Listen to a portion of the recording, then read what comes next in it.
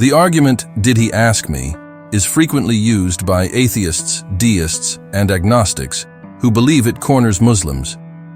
To briefly summarize this argument, did Allah ask me when He created me? If He had asked me, I would not have wanted to be created. I did not want to exist. I did not want to live. I did not want life. I did not want to be tested. At first glance, this question seems logical, but it is actually a fallacy that arises from superficial thinking. For those who hear this question and get confused, let's examine this argument logically. Is it really an argument that disproves Islam as atheists claim, or is it already what should be? First of all, if we examine this question, it is philosophically an illogical proposition, because the question contains logical inconsistency within itself. The person asking the question says, "Did Allah ask me when He created me?" while emphasizing their own existence with words like me and my. Now let's think about it. How could anything be asked of you when there was no you, when you did not exist, when yourself did not exist? How can a non-existent thing be asked anything, and how can an answer be obtained from nothingness? How could we want or not want something when we did not exist? How can a non-existent thing be asked a question, or how can a non-existent thing answer? So, in order for such a question to be asked, the one being asked must exist first. Those who ask this question need to understand that they cannot be asked anything because they were created from nothingness. Therefore, the question itself is logically inconsistent from the very beginning. A person's preference cannot be asked until they exist. They need to be created first. And once created, asking them, "Do you want to exist?" would be meaningless. Isn't it an absurd question to ask someone whether they want to exist after they have already been brought into existence? The existence of a being from nothingness cannot be by their own choice. If someone did you a favor and gave you a gift, would you thank them or get angry and say, "Why are you giving me a gift without asking me?" Allah took you from the very essence of evil, which is non-existence, and gifted you the very essence of goodness, which is existence. Non-existence, nothingness, not being, not feeling, not even having a self is the greatest evil and torment. The most unbearable situation for human psychology is absolute non-existence. The person who advocates this argument and objects to their existence is saying this because they do not understand what non-existence means. The human mind, because it exists and perceives everything through its five senses, struggles to comprehend true, absolute non-existence. For example, think of some people in the hospital. They have incurable diseases like cancer and spend their lives in pain. But these people, despite their pain, would give their entire fortune just to extend their lives by one more day. And doctors and loved ones revolve around them. Now, if we said to this person, "Hey, your life is full of pain and suffering. Why continue this life? Just die and be free." Or, to their loved ones, "Don't you see this person is suffering? Are you cruel to allow this suffering? Let them die and be free." What would they say to us? Probably something like, "Friend, what is the point of not suffering after death? For not suffering to be meaningful, I must be alive. I must exist first," they would say, because even pain has meaning only when there is existence. Think of a convict sentenced to death.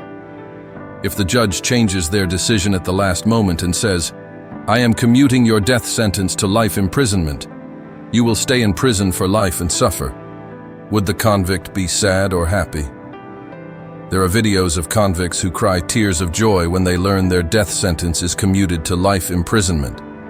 In fact, the greatest punishment in the legal system is the death penalty. Life imprisonment is a lesser punishment. The word execution itself comes from Adam, which means annihilation, and is considered the greatest punishment one can receive. That's why the death penalty was abolished in Turkey in 1984, as it was seen as a very severe punishment. In the 2011 episode titled White Christmas of the series Black Mirror, it is suggested that non-existence is the greatest torment that can be inflicted on a person. Similar themes are portrayed in various films. If there is a fear greater than death for a human, it is the fear of heading towards non-existence and nothingness for eternity. Michael Stevens, known from science channels like Vsauce and DNG, and considered one of the world's most famous YouTubers, conducted a very interesting psychological experiment on himself. He prepared a sort of room of nothingness and stayed there for 72 hours.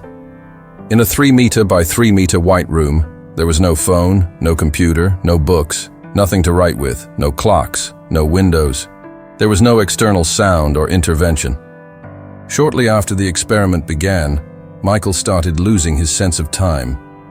Then he did exercises to keep his mind occupied.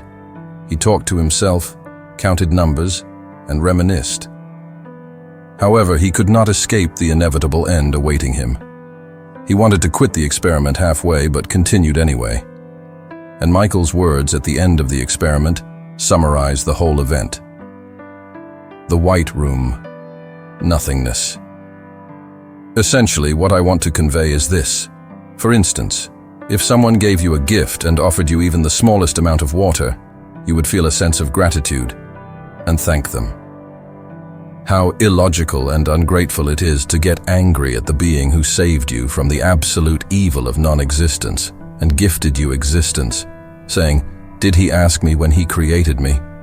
I hope everyone with common sense can understand. The person asking this question does not even understand what the non-existence they claim to desire actually is. The person saying, "Did Allah ask me when he created me?" has clearly not understood the relationship between Allah and the servant. Allah is the creator, and you are the created. He is the owner, and you are his property.